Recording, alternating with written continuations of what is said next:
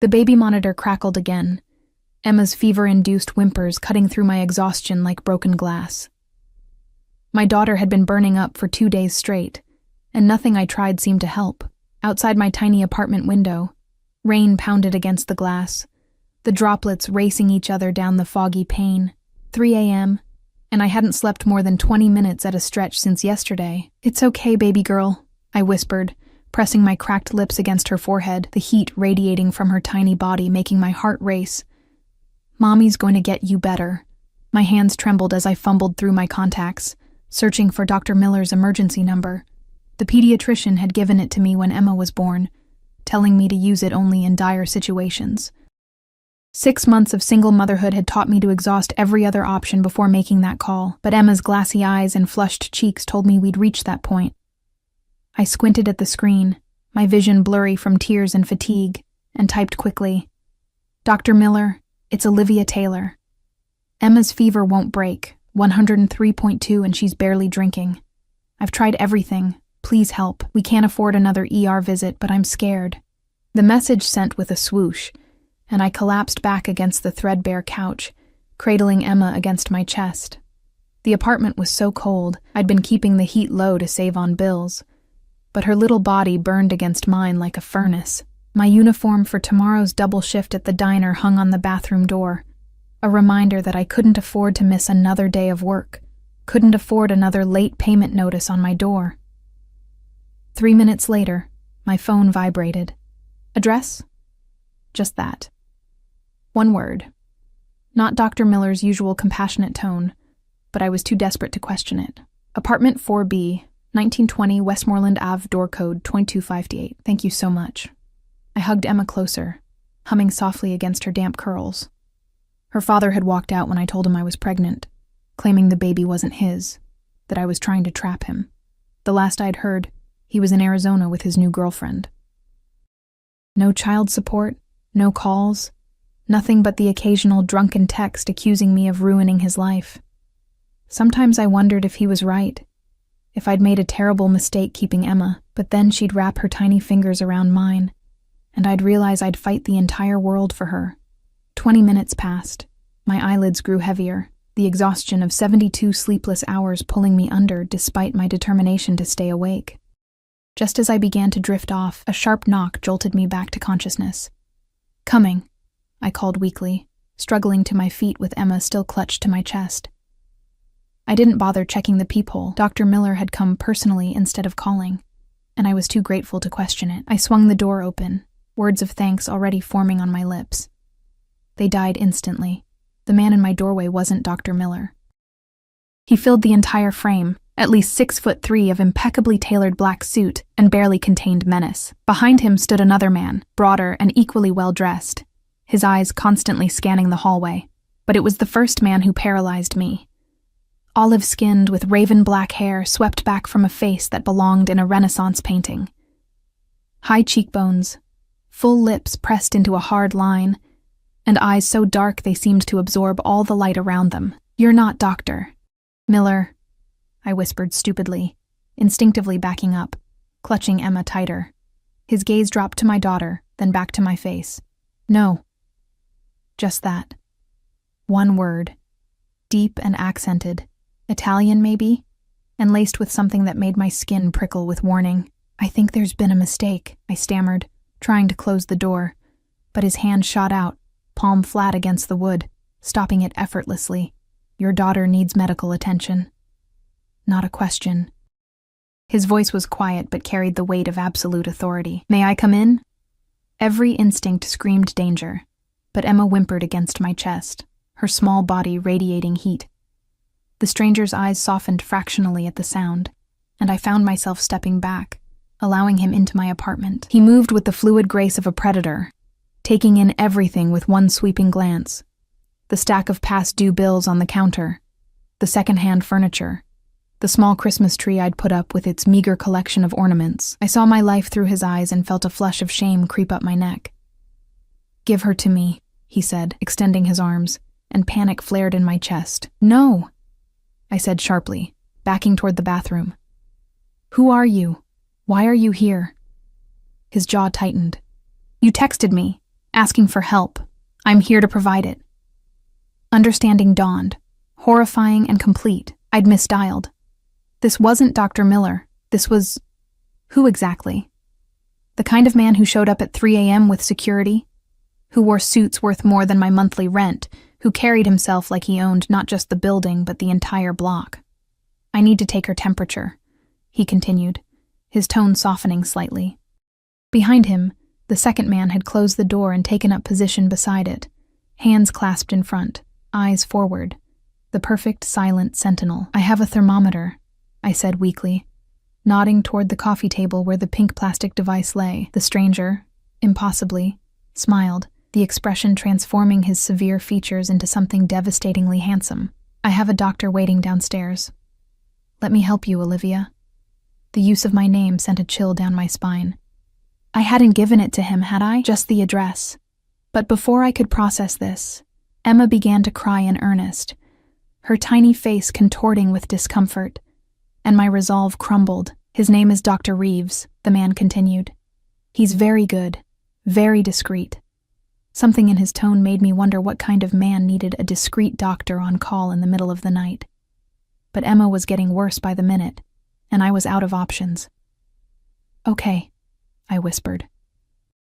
He stepped forward, and I found myself transferring my daughter into his arms. His hands were large but surprisingly gentle as he cradled her, and Emma, my shy, stranger-averse baby, immediately quieted, her fever-bright eyes studying his face with curious intensity. My car is downstairs, he said, already moving toward the door. Bring whatever she needs. It wasn't a request. I grabbed the diaper bag, stuffing in extra clothes and Emma's favorite stuffed rabbit, then followed him out, wondering if I'd completely lost my mind. The second man moved ahead of us, speaking quietly into a device in his ear. By the time we reached the ground floor, the front entrance was flanked by 2 more men in suits, who nodded respectfully as we passed. Outside, the rain had turned to sleet, the December air biting through my thin sweater. A sleek black SUV idled at the curb, its windows tinted to perfect opacity. Another suited man opened the rear door, and the stranger ducked inside with Emma, extending his hand to help me in after them. The interior was warm and smelled of expensive leather. In the dim light, I could see a middle-aged man in the 3rd row, medical bag open on his lap. Vincenzo, the doctor greeted, his tone deferential. What do we have? Vincenzo. The name fit him. Old world, powerful, slightly dangerous. Fever, dehydration, Vincenzo replied, still holding Emma, who had nestled against his expensive suit without concern. Take care of it. Again, not a request. The doctor immediately moved forward, his hands gentle as he examined Emma, murmuring reassurances to me as he worked. I watched, numb with fear and confusion, as he administered medicine and attached a tiny IV to my daughter's arm to rehydrate her. She'll be fine, the doctor assured me after 20 minutes. The fever's already responding to treatment. I'll leave you with medication and instructions. Relief made me lightheaded, tears springing to my eyes. Thank you, I whispered, then turned to Vincenzo, who hadn't taken his eyes off Emma, and thank you. I'm so sorry about the mix-up with the text. I don't know how I can repay you. His dark gaze lifted to mine, unreadable and intense. We'll discuss that later. For now, you both need rest. Before I could respond, the car was moving, pulling smoothly away from my apartment building. Where are we going? I asked, a fresh wave of panic rising in my throat. Somewhere safe, Vincenzo replied. Somewhere warm. I should have protested, should have demanded to be taken home, but exhaustion was a physical weight pressing down on me. Emma was sleeping peacefully now, her breathing even, her small face relaxed for the first time in days. And despite everything, the strange circumstances, the intimidating men, the lingering fear, I found my own eyelids growing heavy, lulled by the smooth motion of the car and the inexplicable sense that for tonight at least, someone else was taking charge. The last thing I remembered before sleep claimed me was Vincenzo's voice, low and determined, speaking to someone on the phone. Find out everything about them, everything, especially about the father. A pause and then, with deadly softness, no one abandons what belongs to me. I should have been terrified by those words.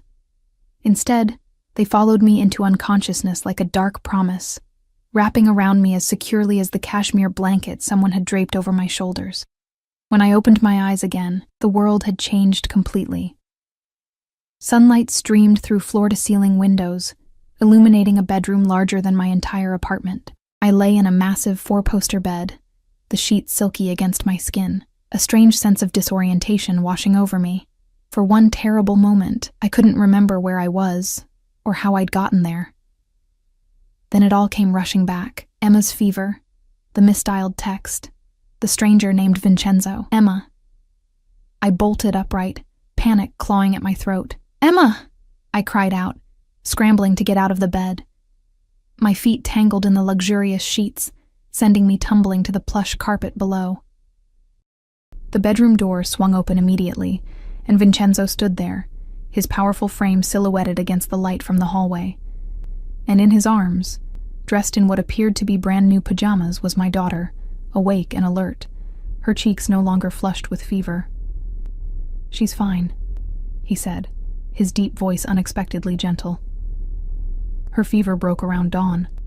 Dr. Reeves checked her again an hour ago." Relief made my knees weak, and I sank back onto the edge of the bed, tears pricking my eyes. "Thank God," I whispered. Vincenzo crossed the room and, without asking, placed Emma in my arms. She gurgled happily, patting my face with her tiny hands, seemingly completely recovered. I pressed my lips to her forehead, cool and dry, exactly as it should be. "Thank you," I said, looking up at the man who towered over us. In the daylight, he was even more intimidating, and devastatingly handsome, than he had been in the dim light of my apartment. His suit was different today, charcoal gray rather than black, but no less impeccable. "But I really need to get home. I have a shift at—" "You've been given the week off," he interrupted, his tone making it clear this wasn't up for discussion. "Paid leave. Your manager was very understanding." I stared at him, uncomprehending. "You called the diner.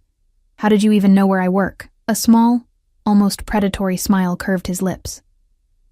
"I know everything about you now, Olivia Taylor. 24 years old, parents deceased, no siblings, graduated with honors from community college despite working 2 jobs, left by the baby's father, Jackson Reed, when you were 5 months pregnant." His expression darkened.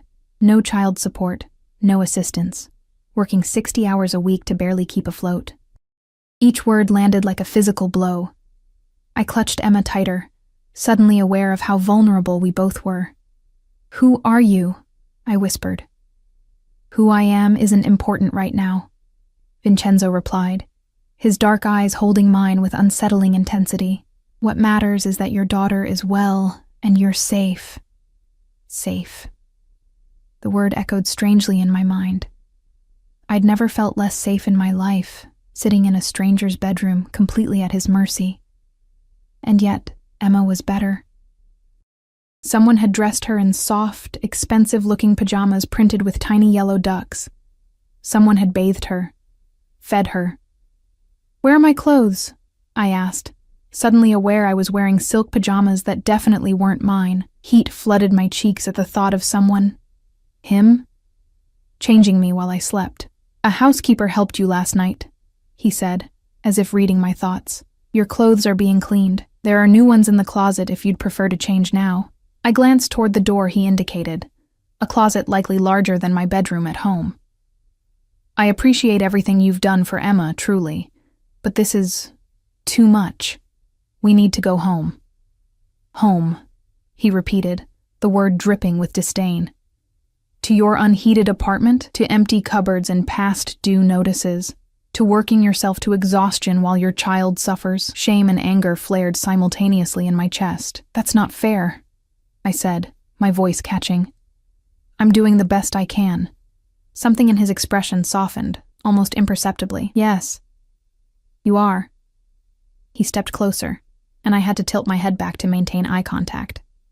"Which is why you deserve better. I don't need charity," I whispered, though every fiber of my being screamed otherwise.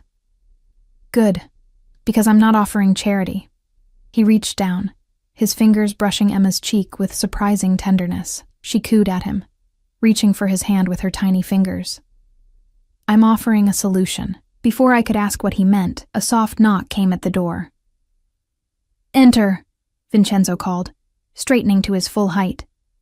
A middle-aged woman in a simple black dress appeared, her silver-streaked hair pulled back in a neat bun. "Breakfast is ready, sir. The high chair has been prepared as requested." "Thank you, Mrs. Abelli. We'll be down shortly."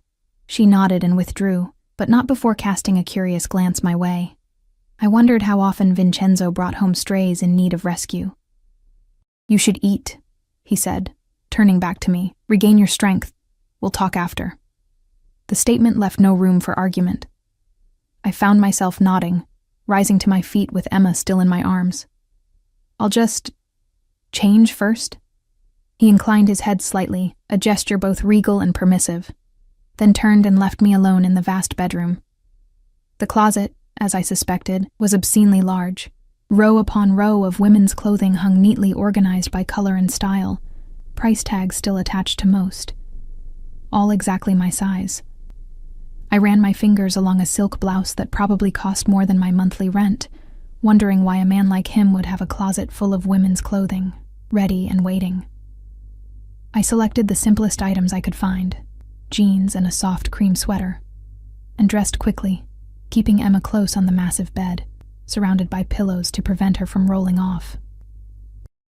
The clothes fit perfectly, the fabric caressing my skin in a way my threadbare wardrobe never did. The hallway outside was long and elegant, the walls adorned with what looked like original artwork. I followed the scent of coffee and pastries. Emma balanced on my hip, her curious eyes taking in everything around us. The dining room was something out of a magazine. A massive table that could seat 20, crystal chandelier overhead, floor-to-ceiling windows overlooking what appeared to be a private garden, now dusted with December snow. Vincenzo sat at the head of the table, a newspaper open before him, a steaming cup of espresso at his elbow. He rose when I entered, that old-world courtesy again, indicating the seat to his right where a high chair had been placed. A high chair that looked brand new, along with the collection of baby items arranged nearby. Bottles, formula, tiny jars of organic baby food. "You've been busy," I commented, settling Emma into the chair. She immediately slapped her hands against the tray, delighted with her new perch. "I'm a man who believes in preparation," he replied simply. A server appeared almost instantly, placing a plate before me laden with eggs, pastries, and fresh fruit, along with the largest cup of coffee I'd seen outside of a chain store. My stomach growled audibly, reminding me I hadn't eaten a proper meal in days. "Please," Vincenzo gestured toward the food. "Eat." I did, trying to maintain some semblance of dignity, while wanting to devour everything in sight. Emma seemed equally pleased with the tiny portion of pureed fruit the server brought for her, accepting each spoonful with eager noises. "She likes you," I observed as Vincenzo watched Emma with undisguised fascination. "Children and animals," he replied cryptically. "They sense things adults have forgotten." We ate in silence for several minutes, the only sounds Emma's happy babbling and the clink of silverware against fine china. I used the time to study my surroundings more carefully, noting the discreet presence of security personnel positioned near doorways and windows. Through the window, I could see the city skyline in the distance. We were far from my downtown apartment, likely in one of the exclusive neighborhoods on the outskirts I'd only ever driven past. "Your home is beautiful," I said finally, setting down my fork. "One of them," he corrected, his attention returning to me. "I rarely stay in one place for long." "Because of your work?" I ventured, testing the waters. A small, dangerous smile played at the corners of his mouth. "You could say that. And what exactly is your work, Vincenzo?" He considered me for a long moment, his dark eyes unreadable. "I solve problems," he said finally. "I create order from chaos. I protect what's mine." A chill ran down my spine at the possessive note in his voice. "And what am I? A problem to be solved?" "No, Olivia," he said, my name rolling off his tongue like silk. "You're a solution I never knew I was seeking." Before I could decipher that cryptic statement, Emma began to fuss, tired of confinement. Without thinking, I lifted her from the high chair and settled her on my lap, where she immediately began playing with the napkin, content once more. "She's beautiful," Vincenzo observed. "She has your eyes." "Thank you," I murmured, smoothing Emma's wild curls. "She's everything to me. And her father?" The question came casually, but there was nothing casual about the hard glint that appeared in his eyes. I tensed. "Not in the picture. His choice. Some men don't deserve the gifts they're given," Vincenzo said softly, dangerously. "Tell me about him." Something in his tone made me wary. "There's not much to tell. We dated for 8 months. I got pregnant. He decided parenthood wasn't for him." "He abandoned you both," Vincenzo stated flatly. "No support? No contact?" I shifted uncomfortably. "He texts sometimes when he's drunk. Nothing worth responding to." "I see. Just 2 words, but they contained multitudes. And if he were to return? To claim his rights as a father?" The question made my blood run cold. It was my greatest fear, that Jackson would reappear, not out of love for Emma, but to punish me, to disrupt the fragile stability I'd created. "He won't," I said, more firmly than I felt. "He made it very clear he wants nothing to do with us." Vincenzo nodded slowly, as if filing this information away. "Good." The simple response was layered with meaning I couldn't quite grasp. But before I could question him further, Mrs. Abelli appeared at the doorway. "Sir, Mr. Russo has arrived for your 9 o'clock. Vincenzo checked his watch, a timepiece that probably cost more than my car, and nodded. "Show him to my office. I'll be there momentarily." He turned back to me as Mrs. Abelli withdrew. "I have business to attend to. Mrs. Abelli will show you to the nursery. It's been prepared for Emma. You're welcome to explore the main floor and grounds, but I ask that you stay within the property lines. My security team has orders to ensure your comfort and safety." Orders. Security team. Property lines. The words conjured images of a gilded cage, beautiful but confining. "Are we prisoners here?" I asked, unable to keep the edge from my voice. His expression darkened. "Never that," he said firmly. "You're my guests. But until I'm certain of your safety, I prefer you remain where I can protect you." "Protect us from what?" Alarm crept into my voice. "We were fine before you texted a stranger in the middle of the night. Giving your address and door code to someone you didn't know," he interrupted, his voice hardening. "Before you opened your door without checking to see who stood on the other side? You weren't fine, Olivia. You were vulnerable in ways you don't even recognize." His words landed like physical blows, each one painfully accurate. I had been desperate and careless, putting both Emma and myself at risk. "Not everyone who answered that text would have helped you," he continued, his voice gentling slightly. "There are wolves in this world, Olivia. I'm merely asking you to stay behind my walls until I'm satisfied the forest is clear." The metaphor wasn't lost on me, nor was the implication that he himself might be the most dangerous wolf of all. But Emma was cooing contentedly in my arms, her fever gone, her cheeks pink with health rather than illness. "How long?" I asked finally. "A few days. A week at most." He stood, buttoning his suit jacket with a fluid grace that spoke of a lifetime of privilege. "Consider it a vacation. When was the last time you had one of those?" "Never," was the truthful answer. Even before Emma, there had always been work or school or caring for my ailing mother in her final days. Vacation was a foreign concept, a luxury for people who inhabited a different world than mine. A world like his. "Fine," I conceded. "1 week? Then we go home." Something like satisfaction flickered across his features. 1 week, he agreed, though something in his tone suggested he believed otherwise. "Mrs. Abelli will see to your needs. I'll join you for dinner this evening." With that, he departed, leaving me alone with Emma and 1,000 unanswered questions. Chief among them, why did a man like him care what happened to a woman like me? Mrs. Abelli reappeared minutes later, her kind face a welcome relief from the intensity of Vincenzo's presence. "If you'll follow me, Ms. Taylor, I'll show you to the nursery.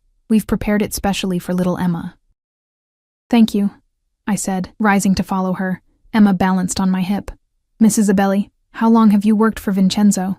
She led me through a series of elegant hallways, her pace unhurried. Nearly 30 years since he was a boy. I was his nanny before I became his housekeeper.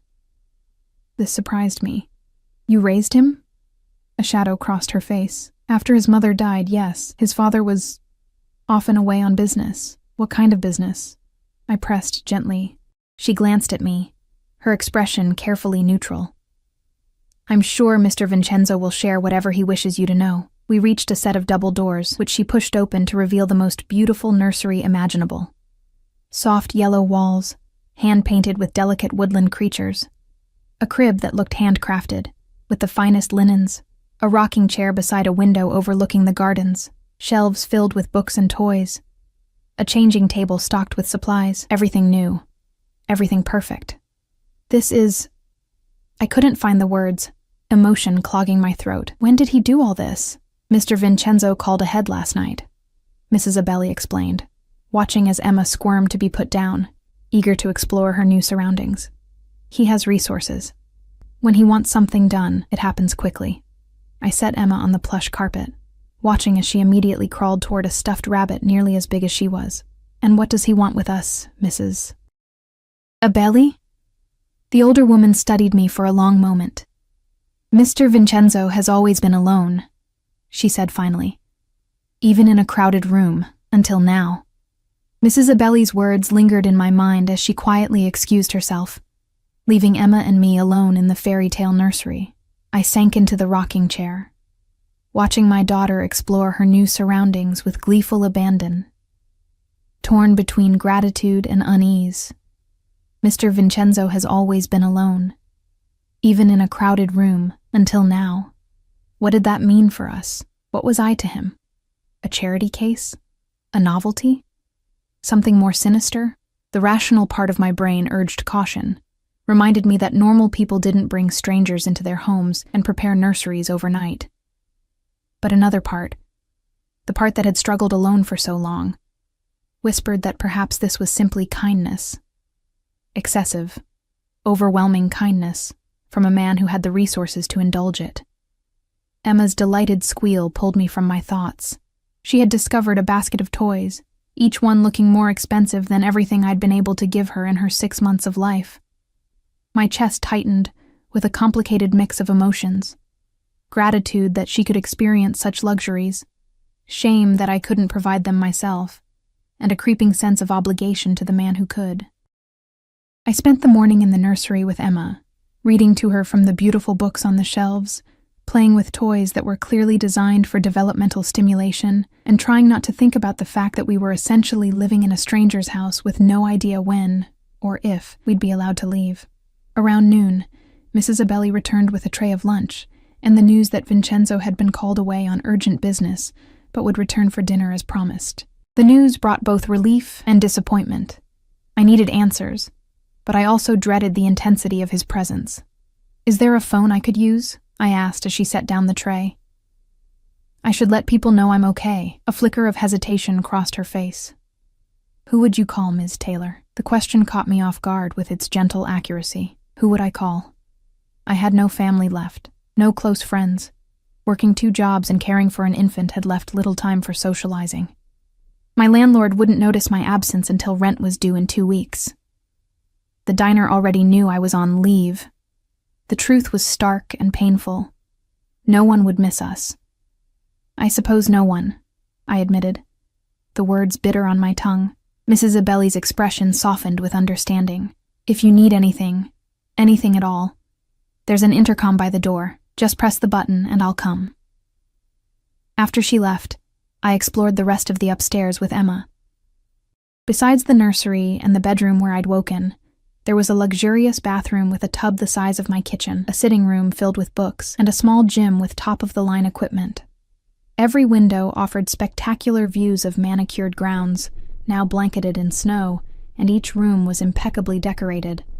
Beautiful but impersonal, like a high-end hotel suite. There were no personal photographs, no mementos or keepsakes. Nothing to indicate who Vincenzo was beyond his obvious wealth. The few doors that remained closed were locked, silently enforcing the boundaries of our gilded cage. By late afternoon, Emma was napping peacefully in her new crib, and restlessness drove me downstairs. The main floor was even more impressive than the upper level. A grand foyer with marble floors, a living room with soaring ceilings, a formal dining room where we'd had breakfast, and a library with floor-to-ceiling bookshelves. Again, everything was beautiful, pristine, and utterly devoid of personality. I was examining a collection of first editions in the library when I heard voices, male, speaking rapidly in Italian, coming from behind a partially open door at the far end of the hallway. Against my better judgment, I moved closer, straining to hear.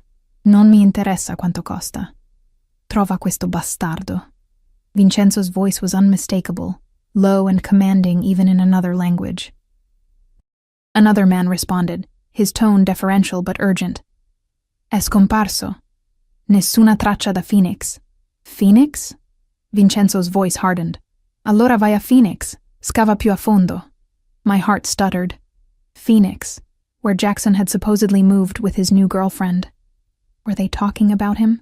And if so, why? The conversation continued, too rapid for me to catch more than a word or two, but the intensity was unmistakable. Then, abruptly, it ceased. Footsteps approached the door, and I backed away quickly, nearly colliding with a side table. The door swung open fully, revealing Vincenzo and a burly man in a tailored suit.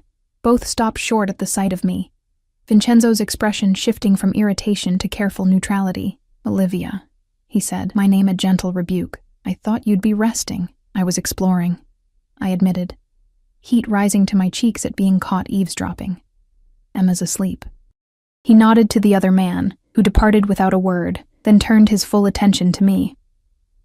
He'd discarded his suit jacket and rolled up the sleeves of his white shirt, revealing powerful forearms marked with an intricate tattoo that disappeared beneath the fabric. The casual disarray only enhanced his dangerous appeal.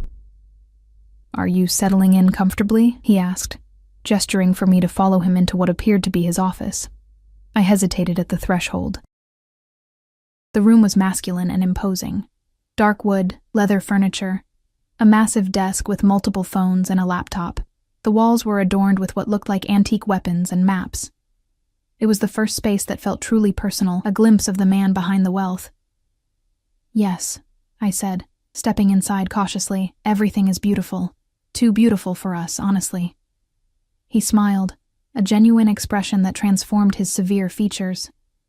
Beauty deserves beauty, he said simply, moving to a cabinet and withdrawing a crystal decanter. Would you like a drink? I shook my head. I'm still nursing. Something like approval flickered in his eyes as he poured himself a measure of amber liquid. A dedicated mother. He gestured to one of the leather chairs. Please, sit. I imagine you have questions. I sank into the chair, suddenly aware of how intimidating it was to be alone with him in this space. Just one, really. Why are you helping us? He took the seat opposite mine, swirling the liquor in his glass thoughtfully. Do I need a reason to help a woman and child in distress? Most people would call 911, not bring strangers into their home and buy them a nursery full of designer baby items, I pointed out. He conceded the point with a slight incline of his head. True, but I'm not most people. No, I agreed softly. You're not. You're looking for Emma's father, aren't you? The question landed between us like a physical weight. Vincenzo went very still, his dark eyes assessing me with new interest. You were listening at my door, he said finally. Not a question, but a statement of fact. I heard Phoenix mentioned, I admitted. That's where Jackson went. Vincenzo set his glass down deliberately. And if I were looking for him, would that concern you? I thought about Jackson, his selfishness, his cruelty when I'd told him about the pregnancy, his drunken texts blaming me for trapping him. It would depend on why you were looking. To ensure he never troubles you or Emma again, Vincenzo said, his voice deceptively soft, to make it clear that his responsibilities have been reassigned. A chill ran through me. Reassigned to whom? To me, he said simply, as if it were the most natural thing in the world. I stared at him, trying to make sense of his words. You can't be serious. You don't even know us. I know enough. He leaned forward, his gaze intense. I know you're a fighter, Olivia. I know you've struggled alone far too long. I know your daughter deserves better than a father who abandoned her before she was even born. He paused, something vulnerable flickering across his features. And I know what it is to be unwanted. The admission caught me off guard, this glimpse of humanity beneath the power and wealth. Mrs. Abelli mentioned your mother died when you were young, I said carefully. His jaw tightened. She did. My father was less than paternal, more interested in his business than his son. He picked up his glass again, draining it in one swallow. It shapes a man, that kind of childhood. I'm sorry, I said softly, genuinely. No child deserves that. No child deserves what Emma's father did either, he replied, his voice hardening. Abandoning his blood, his responsibility. So what? You're offering to… what? Be Emma's father? I couldn't keep the disbelief from my voice. I'm offering to take care of you both, he corrected, permanently. The word hung in the air between us, heavy with implication. Why? I whispered. He rose from his chair and moved to the window, his broad back to me. Because when I saw you standing in that doorway, exhausted and desperate but still fighting, something inside me recognized something inside you. He turned to face me, his expression unreadable. I've built an empire, Olivia. I have more money than I could spend in 10 lifetimes. What I don't have is a purpose beyond power, a family. And you think you can just buy one? Buy us? Anger flared, hot and sudden. We're not for sale. That's not what I'm suggesting, he said sharply.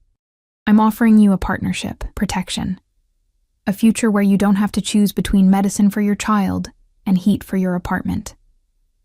In exchange for what? I demanded, rising to my feet. His eyes darkened, sweeping over me in a way that made my skin tingle. Your presence in my life, your loyalty. He stepped closer, and I fought the urge to back away. Is that so terrible a bargain? To live in comfort? To want for nothing? To raise your daughter with every advantage? It's not that simple, I insisted, though a treacherous part of me wondered if it could be. You're a stranger. I don't know anything about you, about your business, about why you need security teams and private doctors, and… You know I helped when no one else would, he interrupted gently. You know I've treated you and your daughter with nothing but respect. The rest… He shrugged, a graceful motion. The rest you can learn in time. Before I could respond, the baby monitor clipped to my waistband came to life with Emma's fussy cries. I backed toward the door, grateful for the interruption. I need to go to her. Vincenzo nodded. We'll continue this conversation at dinner. 8 o'clock. Again, not a request. I hurried back upstairs, my mind racing. His offer was insane, the kind of proposition that happened in fairy tales or fever dreams, not real life. And yet, as I lifted Emma from her crib, soothing her with gentle bounces, I couldn't help but wonder what it would mean for her future. No more struggling to pay for daycare. No more wondering if we'd have enough for next month's rent. No more working double shifts while missing her first steps, her first words. But at what cost? And who exactly was the man making the offer? I changed and fed Emma, then spent the next hour playing with her on the nursery floor, trying to sort through my tangled thoughts. By the time Mrs. Abelli appeared to inform me that dinner would be served soon and a selection of evening wear had been laid out in my room, I was no closer to a decision. The selection turned out to be a single dress. Midnight blue, floor length, with a modest neckline but an almost entirely backless design. Beside it lay a velvet box, containing a diamond necklace and matching earrings that had to be worth more than everything I'd ever owned combined. The message was clear. Vincenzo was escalating from generous host to something more proprietary. The dress would mark me as his in some way, the jewelry a down payment on the bargain he was proposing. I left both untouched, dressing instead in the jeans and sweater I'd worn earlier. If we were going to have this conversation, I needed to be myself. Not some Cinderella version he was trying to create. Emma was already asleep again, the day's excitement having worn her out. when I made my way downstairs at precisely 8 o'clock. The dining room was transformed from breakfast. Candles flickered in silver holders, casting a warm glow over the elegantly set table. Vincenzo stood by the window, a glass of wine in hand, still in his business attire. His eyes narrowed slightly when he saw me, taking in my deliberate rejection of his gifts, but he said nothing about it. "You look beautiful," he said instead, pulling out my chair, "though I see you declined my offerings." "They were too much," I replied, sitting down, like everything else. He took the seat at the head of the table, his presence somehow filling the entire space. "I've never believed in half measures, Olivia.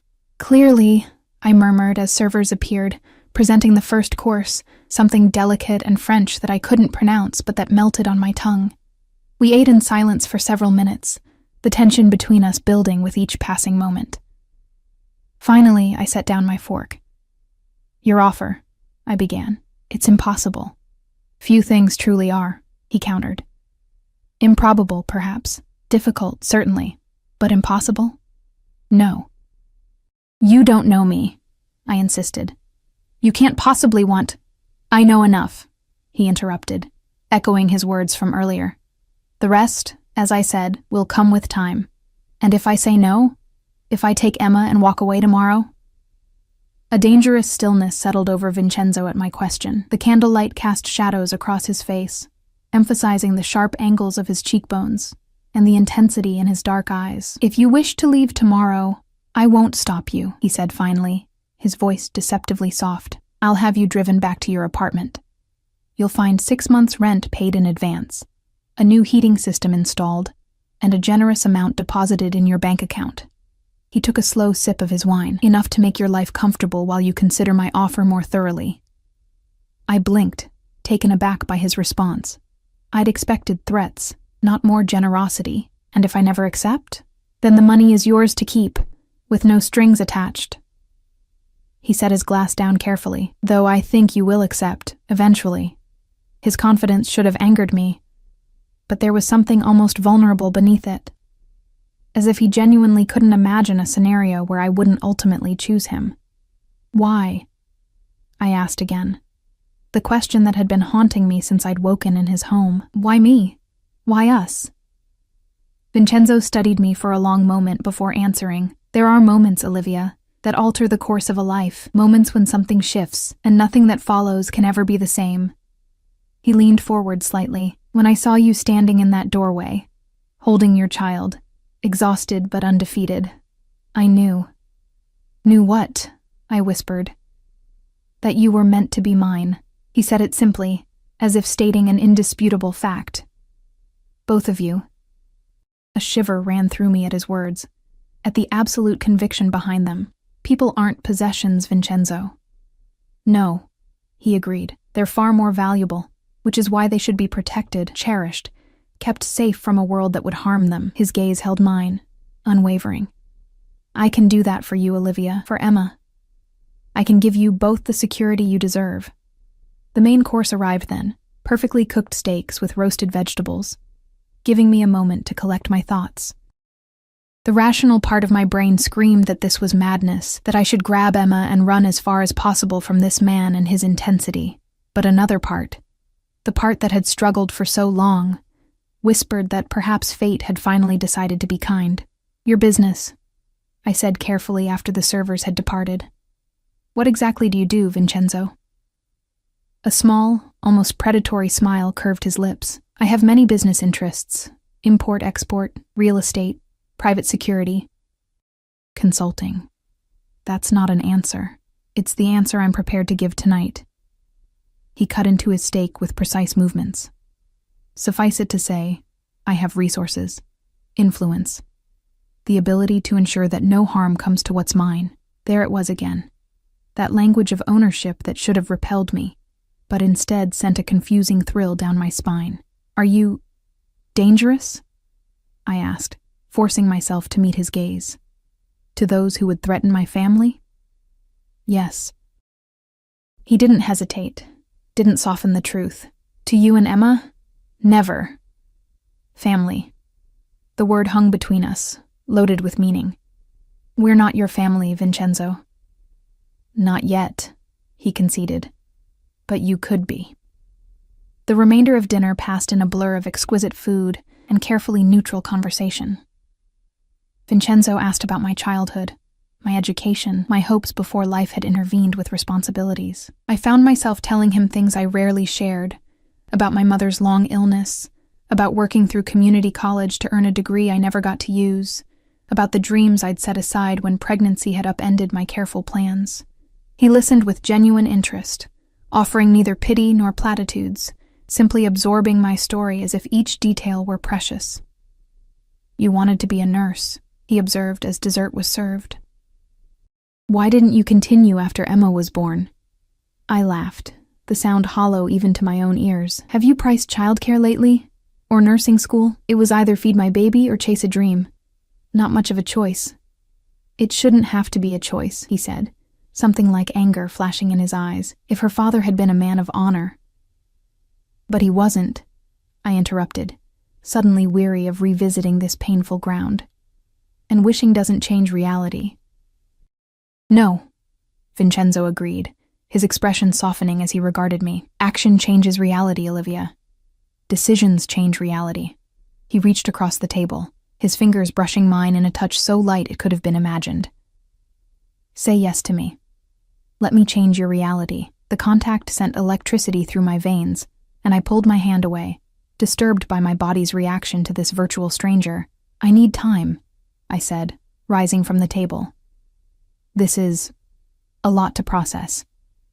He stood as well, ever the gentleman. Of course, take all the time you need.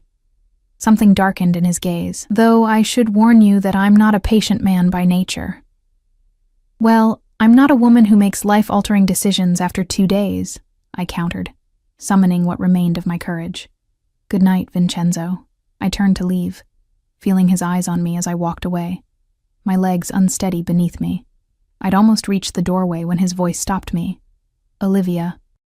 Oh, just my name, nothing more. But it froze me in place. I turned back to find him still standing by the table, the candles casting him half in shadow. Check on your daughter, then join me in the library. There's something I want to show you. Again, not a request. I nodded mutely and continued on my way, torn between relief at escaping his presence and a strange, unsettling anticipation of seeing him again. Emma was sleeping peacefully in her crib, her tiny chest rising and falling in the rhythm of deep slumber. I stood watching her for several minutes, trying to clear my head, to make sense of the surreal situation we'd found ourselves in. 2 days ago, we'd been barely surviving in a cold apartment. Emma sick, me desperate. Now we were in a mansion with a man who spoke of us as if we already belonged to him, offering a life I couldn't even have imagined. What would accepting his offer mean for Emma? For me? And what would refusing cost us? With a sigh, I bent to kiss my daughter's forehead, then made my way back downstairs to the library. The room was dimly lit, a fire crackling in the massive stone fireplace. Vincenzo stood with his back to me, examining something on a side table. Close the door, he said without turning. Somehow sensing my presence, I did as he asked, feeling a strange sense of ceremony in the action, as if I were sealing myself in with him by choice. Come here, he said, finally turning to face me. In the firelight, his features were softer. The harsh lines of power and authority mellowed into something almost gentle. I moved closer, keeping the large leather sofa between us like a barrier. What did you want to show me? In answer, he gestured to the table where several folders lay open. Your life, he said simply. Or rather, what it could be. I approached cautiously and looked down at the documents spread before me. Acceptance letters from nursing schools, financial aid packages, a lease for an apartment in an upscale neighborhood near a prestigious university, enrollment information for a top-rated daycare facility for Emma. I don't understand, I said, leafing through the papers with trembling fingers. Options, Vincenzo replied, watching me closely. If you accept my offer, these are just some of the possibilities available to you. You could return to school, pursue your dream of becoming a nurse. Emma would have the best care, the best education, every advantage. I looked up at him, stunned by the thoroughness of his planning. "You've thought of everything. It's what I do," he said simply. "Anticipate needs, remove obstacles, create opportunities. And what do you get in return?"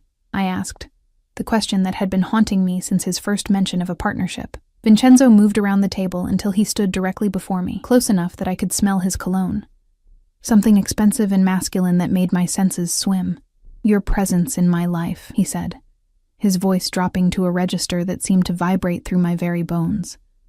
"Your loyalty. Your companionship."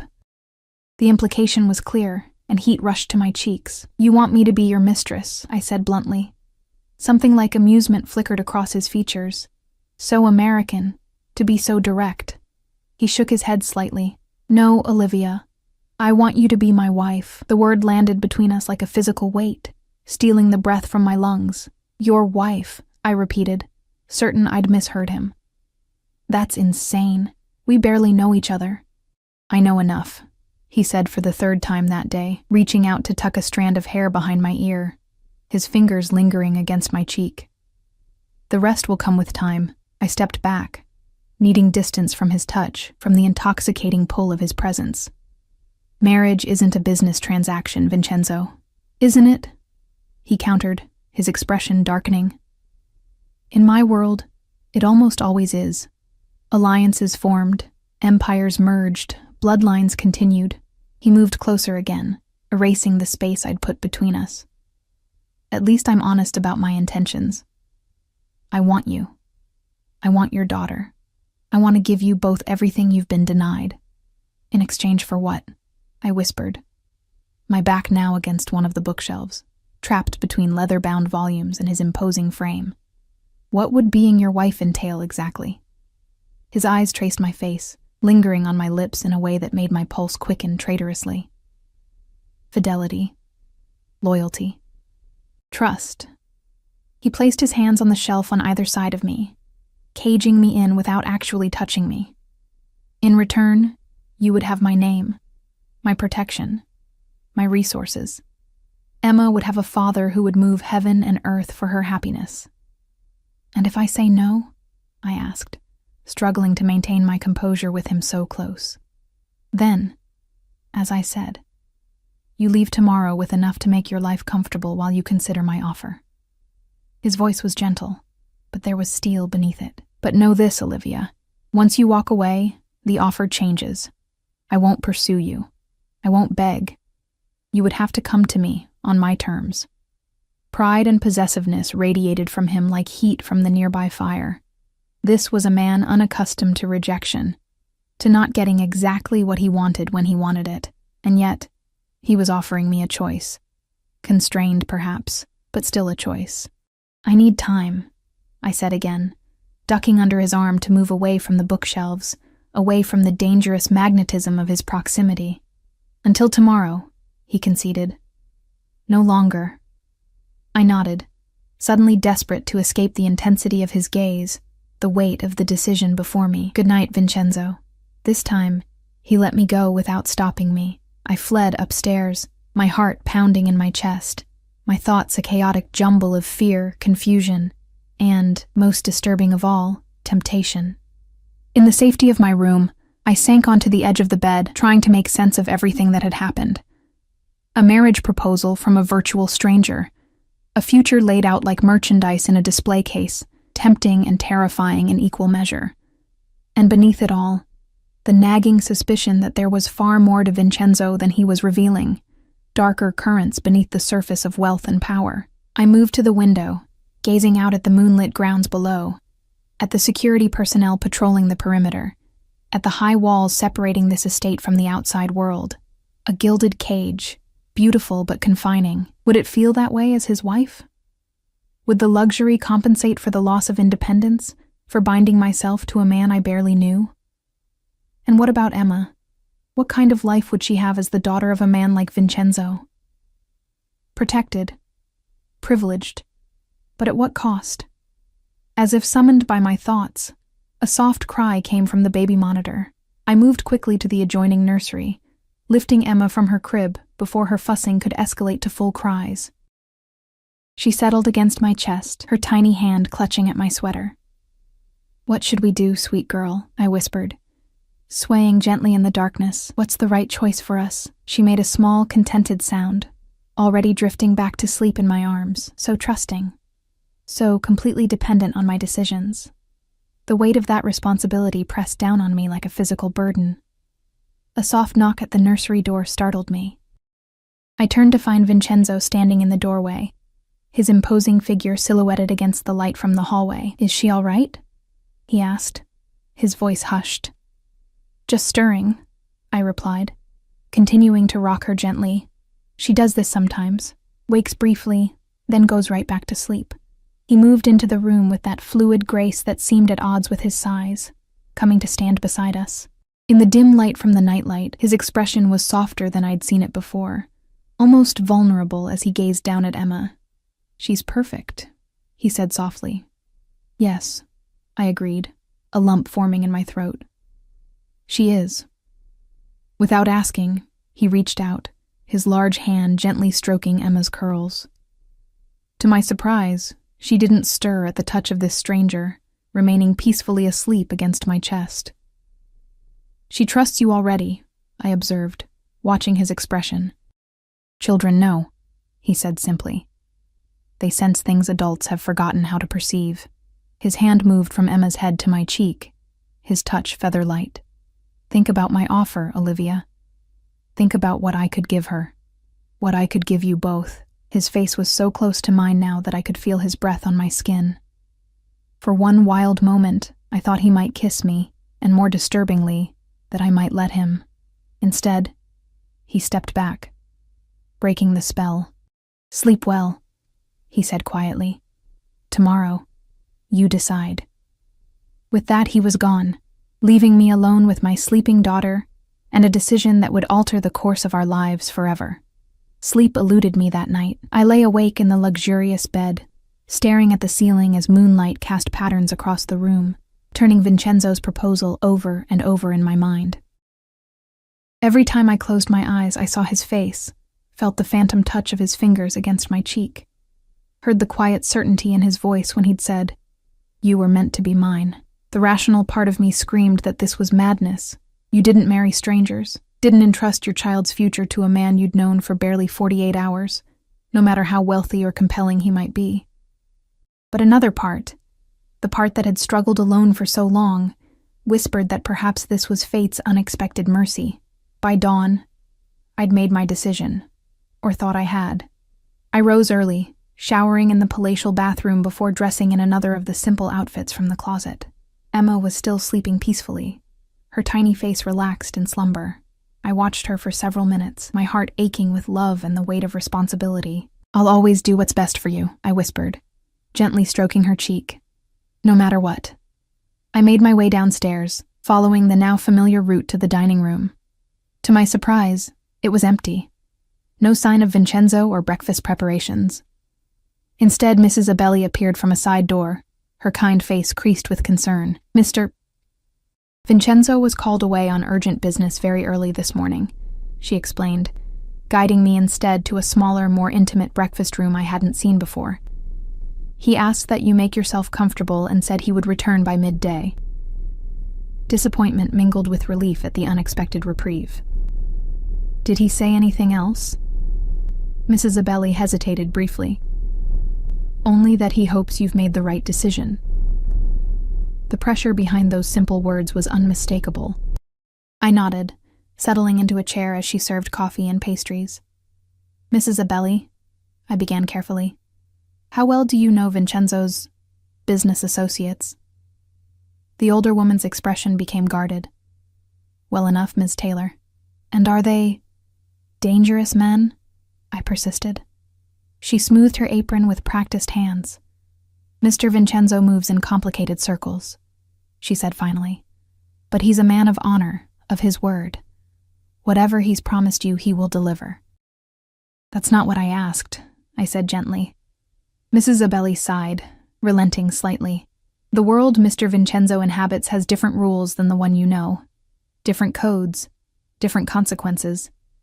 She looked at me directly. "But in the 28 years I've known him, I've never seen him look at anyone the way he looks at you and your daughter. Before I could press further, Emma's cries came through the baby monitor clipped to my waistband.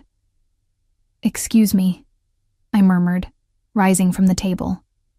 "Of course," Mrs. Abelli nodded. "When you've settled her, perhaps you'd like to explore the grounds? The snow has stopped and it's quite beautiful in the gardens."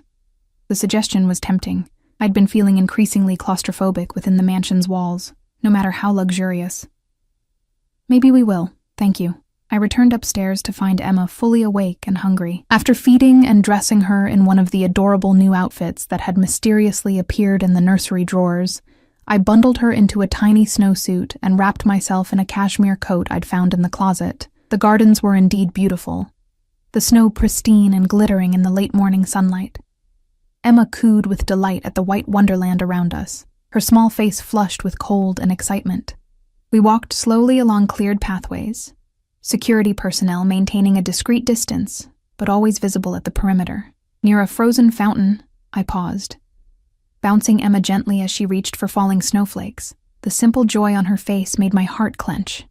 This was what I wanted for her, moments of wonder, of beauty, of innocence preserved. Could Vincenzo's world provide that? Or would the darker elements Mrs. Abelli had alluded to eventually touch her too? A movement at the edge of the property caught my eye. A black SUV passing through the gates, followed by another, then a third. My pulse quickened as they approached the main entrance. Vincenzo was returning, and with him, the moment of decision. I made my way back to the house slowly, deliberately prolonging these final moments of uncertainty. By the time we reached the main entrance, the vehicles were already empty, their occupants presumably inside. Mrs. Abelli met us in the foyer, helping me unwrap Emma from her snowsuit. "Mr. Vincenzo is waiting for you in his office," she said, reaching for Emma. "I'll look after the little one while you speak with him." I hesitated, reluctant to let my daughter go, but Emma went willingly into the housekeeper's arms, apparently already comfortable with her. "It's all right, Mrs. Abelli assured me. "We'll just be in the kitchen making cookies. You can come find us when you're finished." With a deep breath, I made my way to Vincenzo's office, each step feeling heavier than the last. I knocked once on the heavy wooden door. "Enter." His voice was clipped, authoritative. I pushed the door open to find him standing by the window, his back to me, phone pressed to his ear. He was speaking rapid Italian, his tone hard and uncompromising. This was a different Vincenzo than the one who had stroked Emma's curls in the nursery last night. This was the businessman, the man of power. He ended the call abruptly when he sensed my presence, turning to face me. He looked tired, I realized with surprise. There were shadows beneath his eyes, a tension in his jaw that hadn't been there yesterday. "Olivia," he said, my name softening on his tongue. "I apologize for my absence this morning. There was a situation that required my immediate attention." "Is everything all right?" I asked, genuinely concerned by the strain visible in his features. A ghost of a smile touched his lips. "It is now." He gestured to the chairs by the fireplace. "Please, sit. I imagine you've made your decision." I sank into one of the leather armchairs, gathering my courage. "Before I tell you my answer, I need to know something, Vincenzo. The truth this time." He raised an eyebrow, taking the seat opposite mine. "Ask." "Your business," I said directly.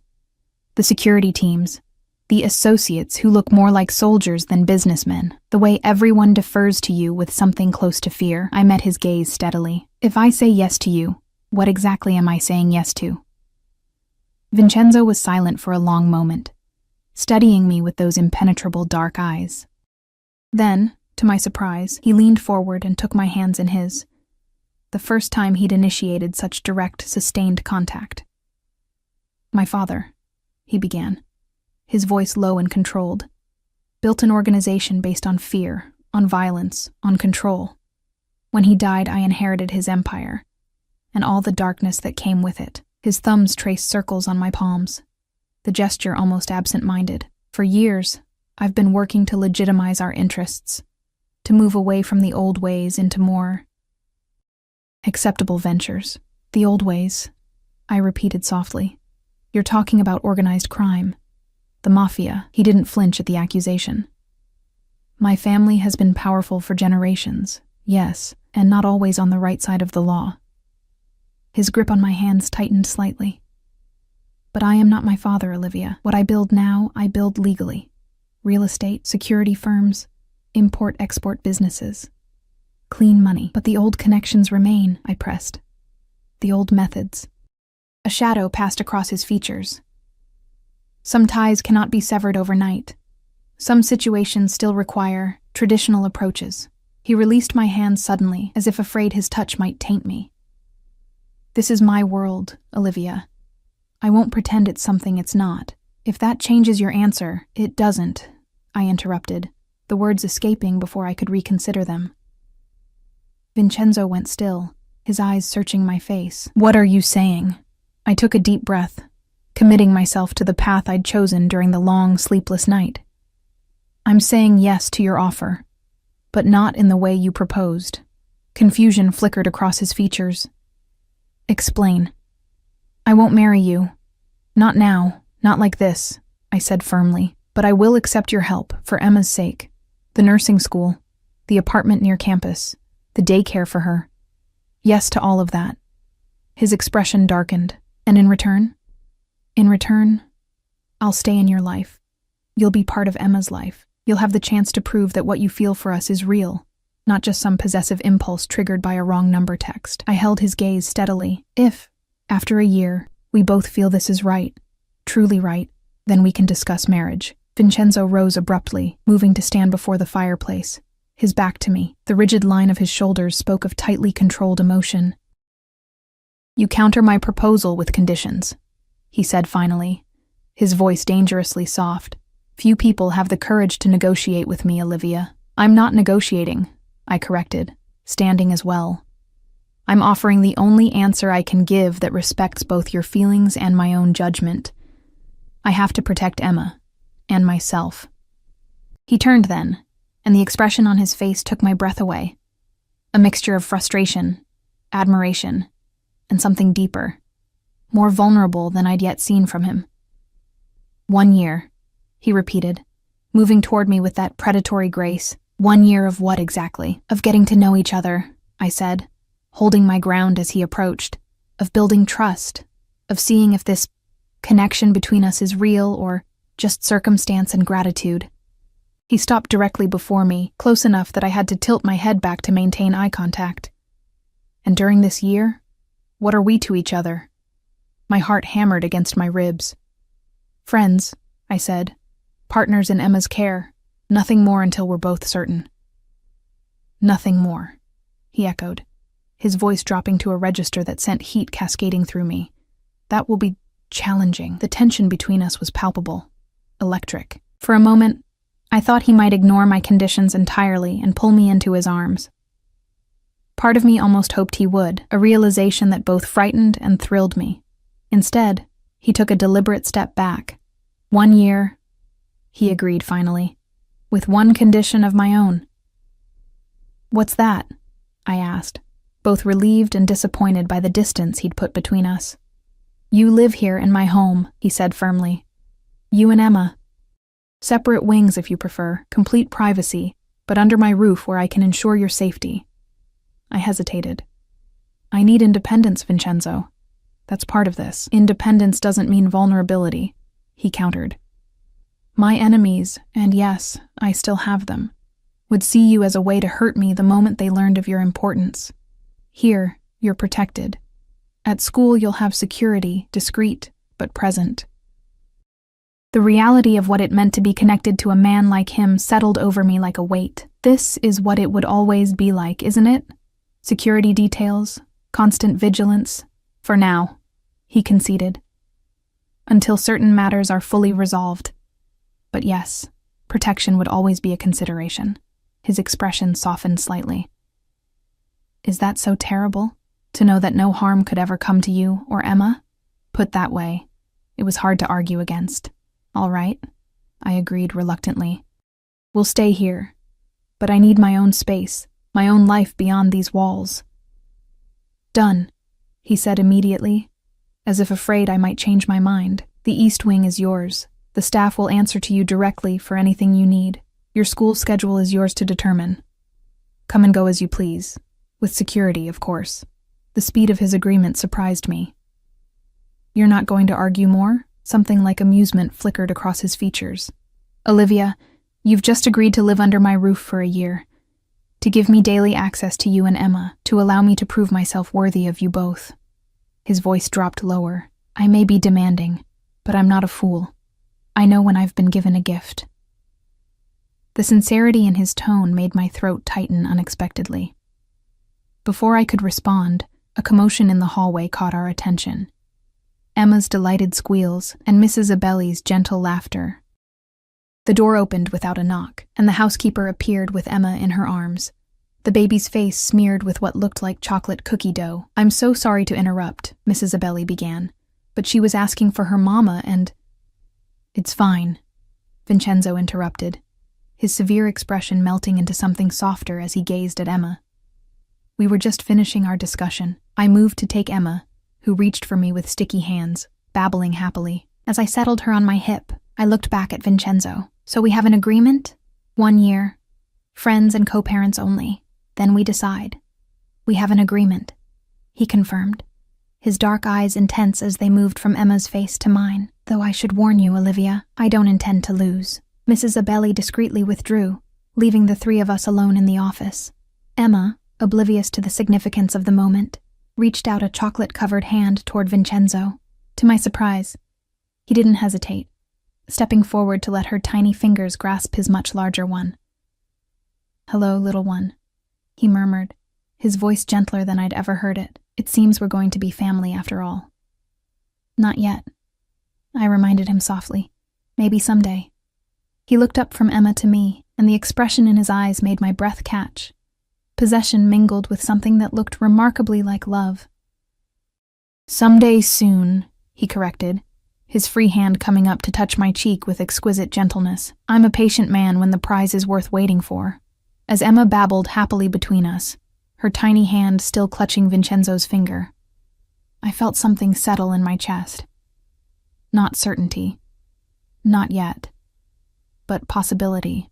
The possibility of a future I'd never dared imagine, with a man as dangerous as he was compelling. 1 year to discover if the connection that had formed between us in the strangest of circumstances could grow into something real and lasting. 1 year to learn if the darkly powerful man who had claimed us as his own could truly become the husband and father we needed. 1 year that somehow, I already suspected, would change everything. As if reading my thoughts, Vincenzo smiled, a real smile that transformed his severe features and reached his eyes. Welcome home, Olivia, he said softly. Both of you. And despite all my reservations, all my carefully constructed conditions, I found myself smiling back. Thank you for answering a wrong number, I whispered. His hand moved from my cheek to the back of my neck, warm and strong, drawing me fractionally closer. It was the most right-wrong number of my life. With Emma between us, chocolate-covered and giggling, and Vincenzo's dark eyes promising a future I could barely comprehend, I felt, for the first time in longer than I could remember, truly safe. Not just because of his wealth or his power, but because of the fierce protectiveness I saw when he looked at us, the determination to keep what he considered his from all harm. 1 year. It would be complicated, challenging, probably dangerous at times. But as Emma reached her other hand toward me, connecting the three of us in a circle, I knew I'd made the right choice. Sometimes the wrong number leads to exactly the right destination.